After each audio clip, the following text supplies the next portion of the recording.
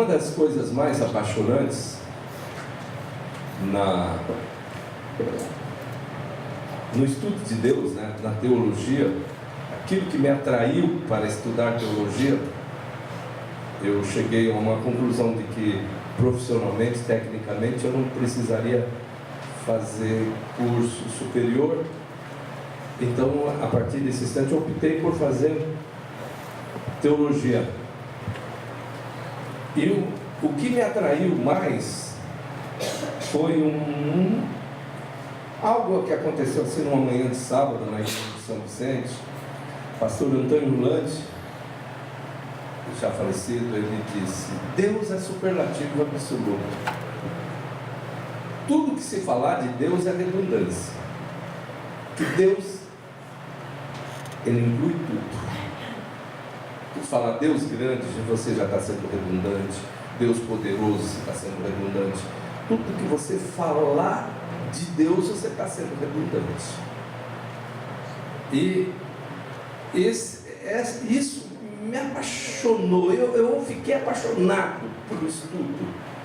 Outra questão foi uma que eu contei esses dias aqui sobre a Universidade de Deus para os Anjos, certo? Aquele texto muito antigo, eu consegui retirado de novo aí na internet, texto de 83, 84, né? Sobre a Universidade de Deus para os Anjos, no qual a igreja é professora, ela é ensinadora para os anjos. É um negócio lindo. Quem estava aqui chegou no final. Talvez a gente fora, tirando isso daquele contexto, você não entenda muito bem. Mas existem coisas na palavra de Deus que são apaixonantes. Conhecer Deus é apaixonante. E conhecer Deus e saber que Ele tem o controle de tudo. Tudo. Saber que até as coisas assim que a gente acha fica tão maravilhado de saber que os cabelos da nossa cabeça estão contados, né? Essa questão de saber o fim antes do começo, essas coisas todas, elas são apaixonantes. Mas para nós que somos limitados, isso é intrigante. É intrigante. Então o que Deus tem para nós nessa noite é exatamente esse controle. Deus governa o mundo com dois critérios. Não há a menor dúvida que Deus governa o mundo. Aí você fala assim: não, mas e por que acontecem coisas ruins? Porque Deus não governa o mundo só com critério diretivo, no qual Ele faz a história. Deus governa o mundo com critério permissivo, no qual Ele dá os nomes às casas da história. Mas de maneira alguma, mesmo no permissivo, Deus perde o controle. E a sabedoria de Deus é coisa linda, maravilhosa. Você no momento pode não entender, mas lá na frente você vai entender mesmo, como diz lá em Ezequiel: no fim dos dias entendereis isso. Que todas as coisas, todas elas cooperam juntamente para o bem daqueles que amam a Deus, daqueles que são chamados por seu decreto. Esse texto que eu estou lendo aqui, olha só, com que Deus está falando? Tudo isso lindo, maravilhoso. E lógico que Ele está falando com Israel também, mas Ele está falando com um rei aparentemente inimigo. Ele está falando com Ciro, assim como Ele falou com Nabucodonosor, rei da Babilônia. Ele chamou Nabucodonosor de meu servo. E Ciro, Ele chama de mais do que servo. Ele chama Ciro de meu ungido. Por quê? Porque Ciro executaria. Ciro seria o chicote de Deus para o filho dele, Israel. Então, vocês... E às vezes você começa... onde nós estávamos conversando esses dias aí, acho que foi na mesa ali, sobre Irão, né? Como é que pode? Irão era rei de Tiro.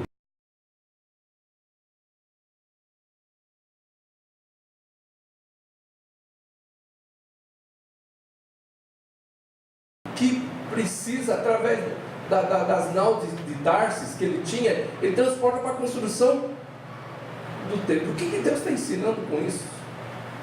Quando ele quer que algo chegue na sua mão, não existe nenhum tipo de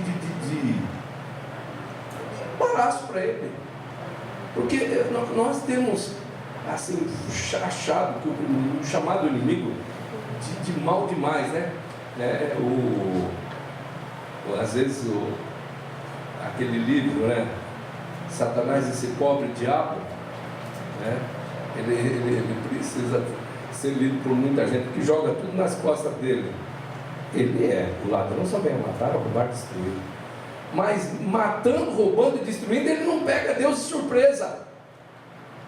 Ele faz com que matando, roubando, destruindo, tudo isso tem uma convergência para o bem daqueles que amam a Deus, daqueles que são chamados do seu decreto, ainda que seja com morte. Porque morte para nós é vitória, morte para nós é derrota. Olha só como é que é Deus, olha só. Porque Eclesiastes 2:26. Porque ao homem que lhe agrada, ele dá sabedoria, conhecimento e felicidade. Olha, preste atenção. Mas ao pecador dá trabalho para que ele ajunte e guarde para entregar na mão daquele que agrada a Deus. Também isso também é vaidade e correr atrás do vento.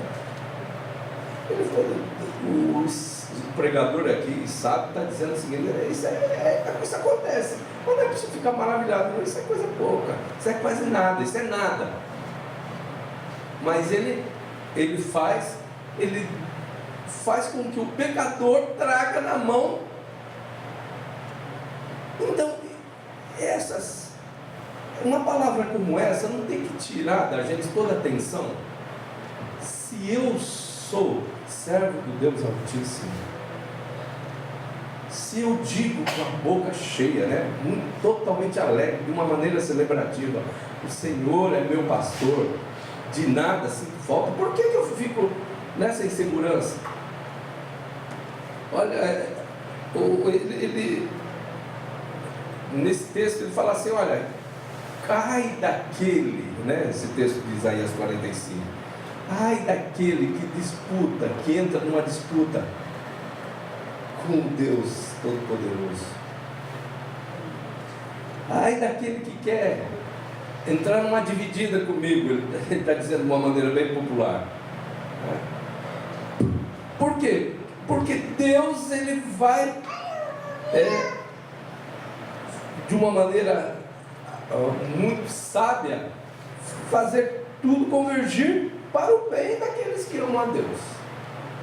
É difícil você entender, mas de onde que Deus vai tirar? É isso que está me acontecendo agora. Da onde que Deus vai tirar uma coisa boa para mim aqui, né, Márcia? Fazer duas perícias, aonde que você vai ver? Você não consegue enxergar. Mas há muito tempo atrás nós tínhamos uma música, né, de Diácono Robson: nos galhos secos de uma árvore qualquer, onde ninguém jamais pudesse imaginar, o Criador vê uma flor a brotar. Eu coloquei esses tempos essa flor no Face. Teve gente que nem entendeu que era flor, tem gente que não conseguiu ver aquela flor. Mas tem gente que ficou maravilhada, extasiada, no galho seco, uma flor linda. Aí você olha numa situação, mas isso aqui é deserto puro, todo um deserto. Todo um deserto terrível. Não consigo enxergar nada. Aí você olha e fala assim, mas Deus fala. Olha, o homem de Deus, ele faz do Vale de Baca um lugar aprazível. Por quê? Porque ele vê em Deus. Já imaginaram? Se a gente achasse, a gente fosse calculista, olha de quem nós aprendemos. Nosso pai, Abraão, ele teve que dividir. Falou o seguinte, Ló, se você for para a direita, eu vou para a esquerda. Se você for para a esquerda, eu vou para a direita. Aí o Ló, muito esperto, escolheu a melhor terra.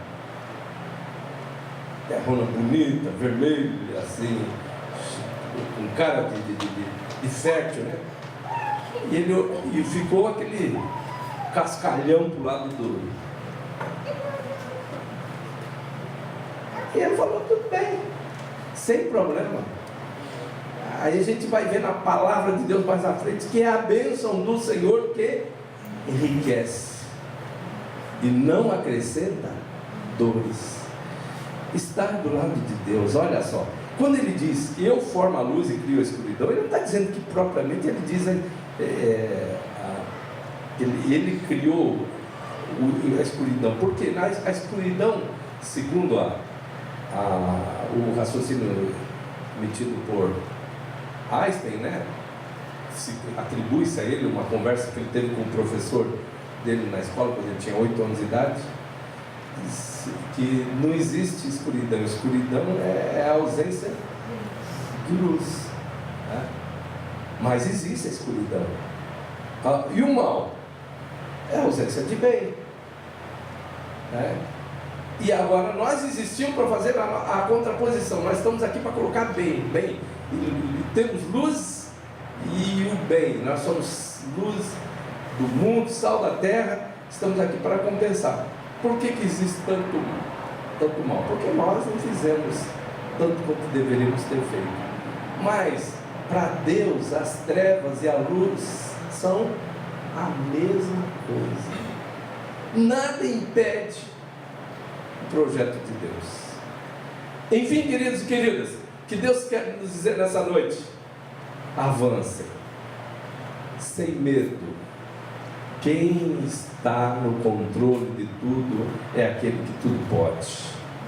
Não precisamos temer. A aparência está realmente uma aparência assim, difícil de entender. Está difícil de entender. Não estou conseguindo entender, Senhor. Tem problema. Não entende, mas Deus entende muito bem o que está acontecendo. O fim com Deus é sempre glorioso. Quando Jesus disse que eu sou o alfa e o ômega, ele diz que ele é anterior ao mal e posterior ao mal. Agora, se Jesus diz eu sou o alfa e o ômega, o princípio e o fim, o primeiro e o derradeiro, ele está dizendo o seguinte: que terminar comigo vai ser sempre terminar bem. Terminar comigo vai ser sempre final feliz. Essa palavra que as novelas e histórias e principalmente românticos querem colocar. Jesus, ele olha para cada um de nós essa noite e diz: se tu soubesses o que eu tenho preparado para ti, tu estarias muito mais animado, muito mais animado. Amém? Vamos nos colocar em pé, vamos cantar aqui.